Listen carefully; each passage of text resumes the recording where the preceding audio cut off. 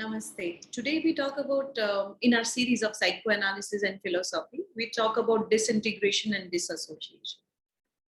Recently in psychoanalysis, there is an emerging consensus on the pervasiveness and significance of disassociation. And disintegration similarly is an equally pervasive and significant phenomenon. And it is yet to be recognized. And today, to discuss this deep and complicated subject, we have with us our psychoanalysis consultant, Mr. Himanshu Vaidya. Namaste, sir. Namaste. So, can we get started with what is disassociation? Literal meaning is to disassociate from something, to be distant from something, not to have a desire to associate with that thing. So disassociation means there is some part in the mind which the other parts of the mind don't want to associate with. This can be for a variety of reasons. It can be because of unacceptable thoughts or feelings, or related to some traumatic event, some memories are there. It may be because it is not in keeping with your self-image, or it may be because what is acceptable or not acceptable in society. But there is something you want to disassociate with. And this process of disassociating from some psychic content is called as disassociation. This can happen both consciously or unconsciously. Consciously, there may be parts of yourself you don't want to associate with, some ideas, thoughts, or feelings related to some events you don't want to recollect. Even if they come up, you try to keep them aside and distance yourself. There may be two contradictory, impulsive ideas that you have. On Thursday, you say Winston Churchill was a very good prime minister. And on Monday, you say Winston Churchill was not a good prime minister. And on Tuesday, if somebody asks you to put the two together and come to one position, you may not want to come to one position, but continue with this freedom of impulse. Very few people like to be held up to consistency. So this freedom of impulse can also propel you to keep things separate and disassociated. Personality development, whether we look at it from psychological standpoint or spiritual standpoint, always entails integration of the personality, integration of all the disassociated elements. Just as we talked about a conscious disassociation, there can also be an unconscious disassociation, and the unconscious disassociation can be horizontal or vertical. The complete horizontal unconscious disassociation is what we call is repression, where a part of mind with all its contents is disassociated from awareness. And there can be a vertical disassociation in multiple personality disorder, or now what is called DID, dissociative identity disorder, where a part of the unconscious mind comes up in the form of a personality and then goes down again, and another part comes up, and the two parts don't know about each other. The disassociation is maintained in a vertical sense. And there might be some cases where you might have a partial vertical disassociation, where a person with one particular personality disorder, one particular identity, may know partially about what is happening in the other identity, but not fully. There will be 4 areas of amnesia.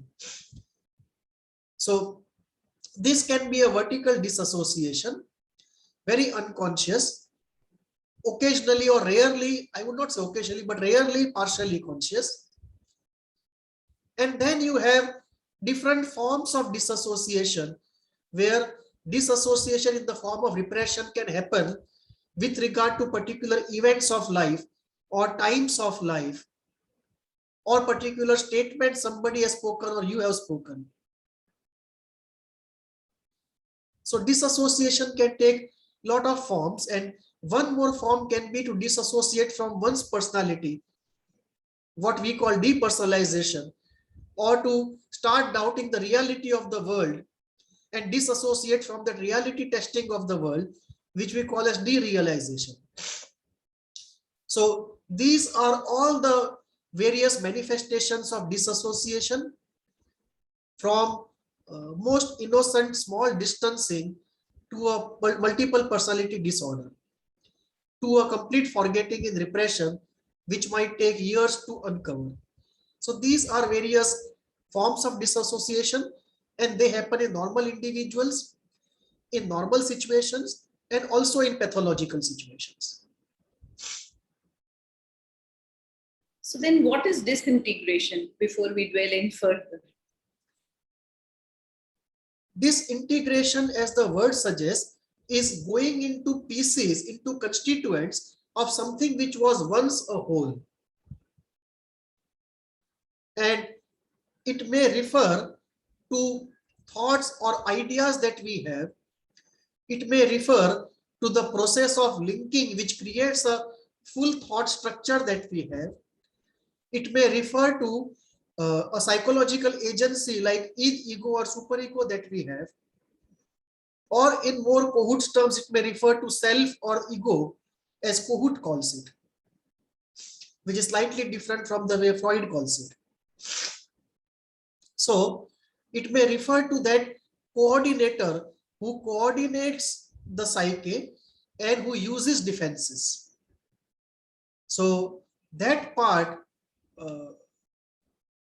if it disintegrates, if it is injured, can also result in disintegration. Disintegration can also be disintegration of all the gains that you have made in the psychosexual development process, in the maturing process, in the growth process, and suddenly you regress to a prior position, almost giving up all the gains because somehow either the gains are disintegrated or you are disintegrated and you fall back into regression. And only when you come back, you can re-accept and re-own up the gains and work out of it. So disintegration is a process where something whole which was functioning well under stress from inside or outside sustains some injury, some damage, and disintegrates partially or totally. Disintegration did not be total.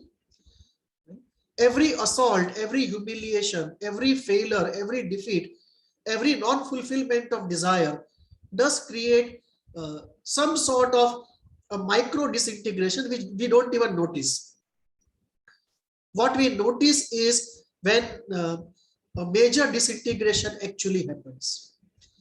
And this brings into question why disintegration happens. And primarily it's a war between two forces, the forces of ego cohesion and the forces of ego disintegration.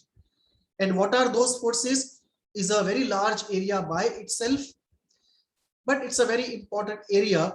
And disintegration is like disassociation, happens both for normal people in normal situations and also strongly entrenched as a process in generation and sustaining of pathology. So, sir, which schools of psychoanalysis uses this two concept in a little or a more way, a significant way? All schools use it in a micro way or in a moderate way based upon who they are working with. So everyone uses it, disassociation and disintegration both, because the whole of psychoanalytic psychotherapy revolves around these things. Some other things also, not only these things, but these things also. But two schools that primarily use it in a much better, much stronger way have to deal with Bion and Kohut. Because in Bion's way of looking at things, the whole world of the beta particles, the completely disassociated part of the psyche, is very important. Similarly, for Kohut, the ego cohesion, the self cohesion, and the disintegration are very important. So for him, a creation of a healthy ego, a healthy self, is more important than resolving the split and the Oedipus.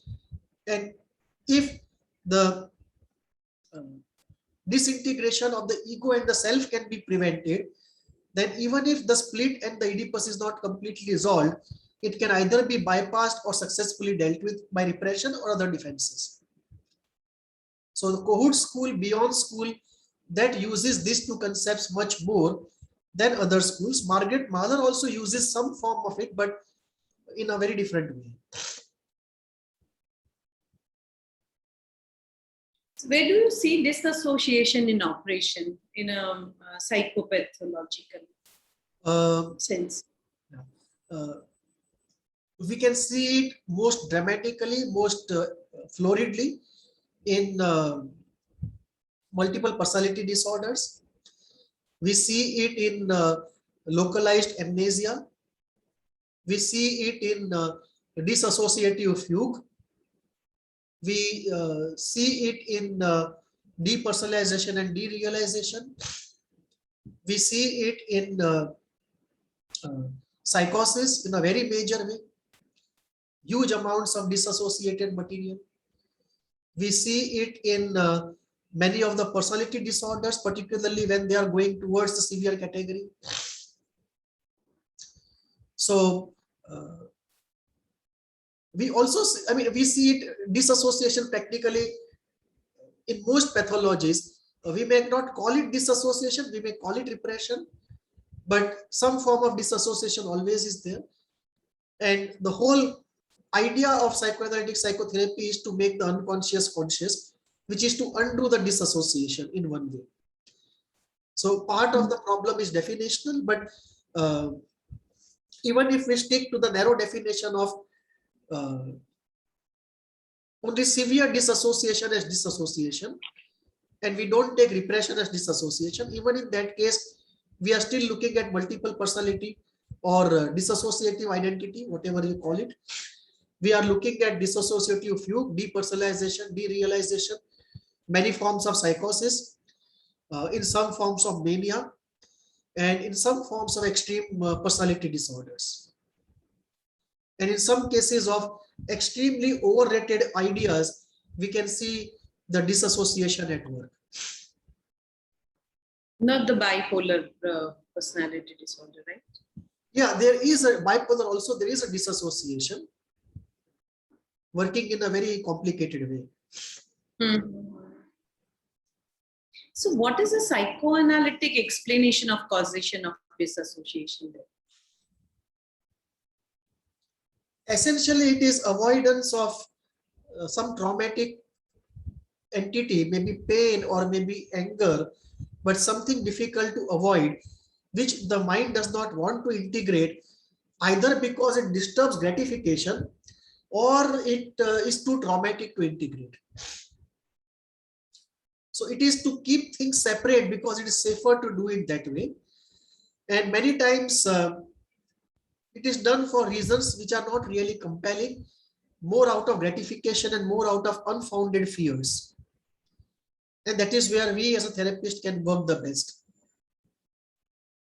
If the system is in a condition where there is no way out but disassociation, then capacity building takes a very long time. But better results, quicker results come about when the disassociation is founded on not on system capacity, but out of concerns for gratification or avoidance of difficult emotions. And how about disassociation then? In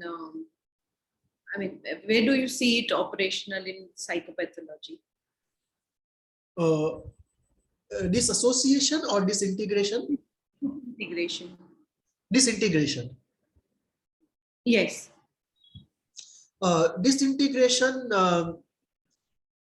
you can see in all forms of psychosis. You can see when a person with personality disorder faces a difficult challenge. You can see in many anxiety disorders.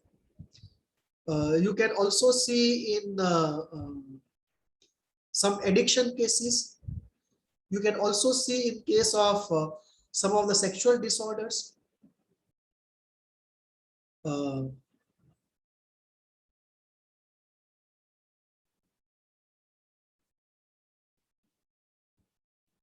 Disintegration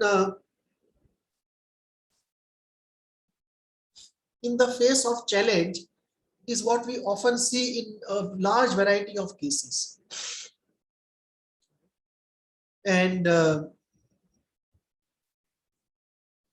if you look at Kohut's way of dealing with things, this becomes almost the main element to be considered. The element of ego cohesion, ego stability, and disintegration which is happening. And with ISTDP, when we record it, we can see this phenomena very clearly video recorded. Of course, for research purposes only, but you can see those phenomena, how they happen. And of course, you look at, I forgot a very important point of in healing of narcissistic personality disorders, particularly the fragile variety of narcissistic personalities. You can easily see the disintegration coming up. You can also see it in dependent personality disorder situations where an object loss happens. In general, actually, for most personality disorders, when an object loss happens, disintegration can be seen in a very florid way, when the full force of the object loss comes about.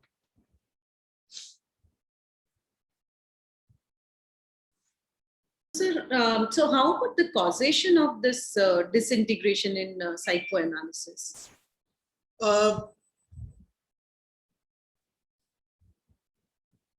Freud explains this as ego strength and ego weakness, partly constitutional, partly coming up from the first few years of experience of how nurturing parents were or how attacking parents were, how present they were or how absent they were.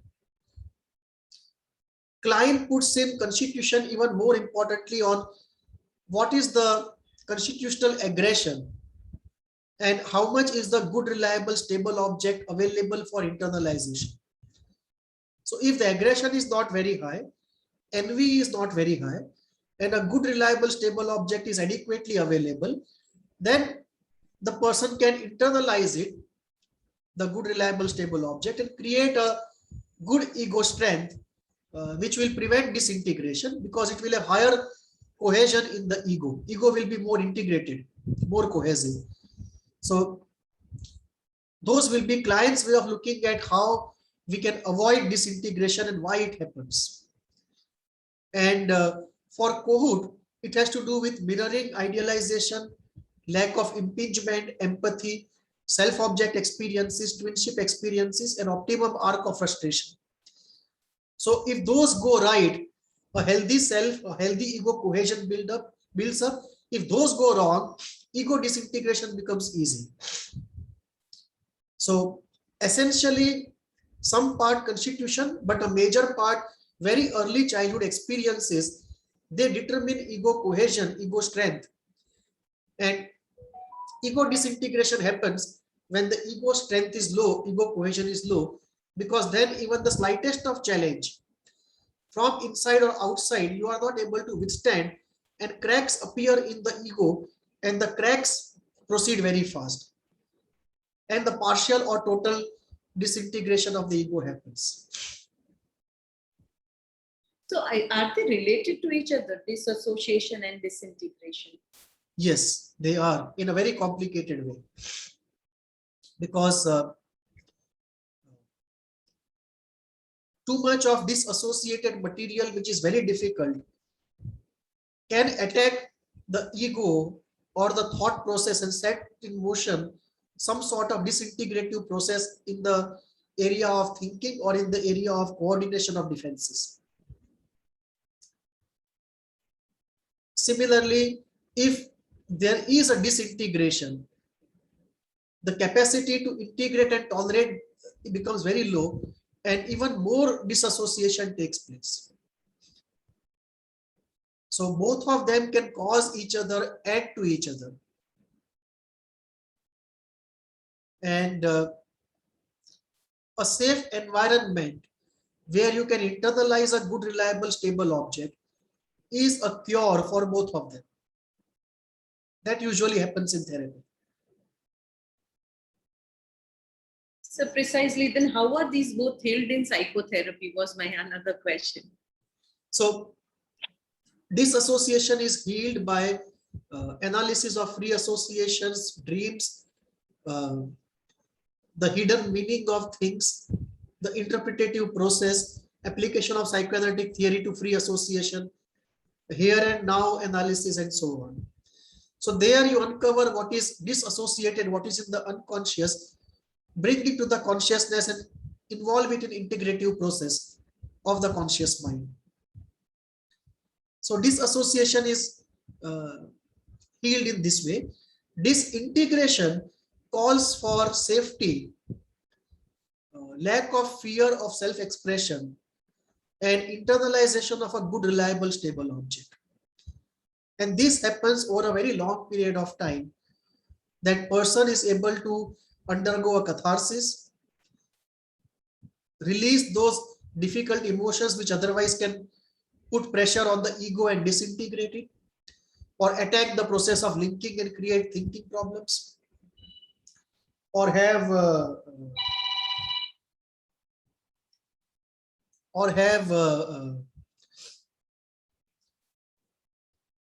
very immature defenses of projection and projective identification at work because there's too much disassociated. So the normal process of therapy will make the unconscious conscious, help in owning up and feeling the feelings, cathart it out, and very importantly, internalize the quietness, the safety of the therapy room, and most importantly, the therapist with all the projections on him of a good omnipotent object getting internalized as a good, reliable, stable object. So that is how it also, if the somebody is very Cohusian and allows for self-object experiences or twinship experiences or good mirroring and admiration experiences, that also adds to the way ego cohesion increases. Ego cohesion in normal life also increases by having good, non-critical and supportive and cheerful people around you. That also is a very good way to enhance ego and avoid disintegration. Sir, and in case of spirituality and holistic healing, so how are these both, how is the causation, healing and leveraging of this two phenomenon looked at? And how can it help? Slightly different than the classical psychoanalytic approach. They don't look at it only as something negative, but they also look at it as something natural and at times even desirable. That till one is not able to handle something ethically, it's better to keep it disassociated and repressed. Secondly, they also believe that in the inward journey of one's inward spiritual journey, often one encounters disintegration, abandonment, annihilation, anxiety, and that's a good sign. They don't look at encountering of disintegration inside or disintegration happening during the journey as essentially something bad. Coming to how they look at it in terms of healing, they use approaches like Reiki, pranic healing, yoga, use of herbs, use of meditative techniques, visualization, and very powerfully the mantra technique, and even more than that, the idol worship and rituals. Because that ideal therapy itself is a complete science into itself, which helps you to live out the disassociated part, bring them out, get into awareness. And this is done partly by dream analysis also, and partly by a technique called Avishkar, where the disassociated parts often come out. And in terms of disintegration prevention, it has to do with the internalization of a good, reliable, stable object, which is created in the process. Either the guru becomes one, or some object of worship becomes one, or some mantra or ritual becomes one. But in some way or the other, a good, reliable, stable, omnipotent object gets internalized. The safety and protection offered by the process or the guru gets internalized, and that creates this healing situation apart from the good environment and distancing from the stressors who were present in the life before. So it is by reshaping the practical everyday life and introducing the spiritual atmosphere that particular people's particular kind of company of some people, the guru, the techniques, the energy healing, the yogic techniques, the herbal medications, and all of that, that becomes a sort of their way to manage it in their own way, very different from classical psychotherapy.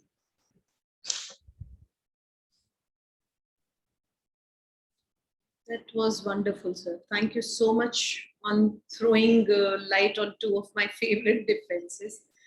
I hope our viewers enjoyed it too. And in case of any query, again, you can write to us at hvindia@gmail.com. Till then, take care and namaste. Namaste. Thank you, sir. Thank you.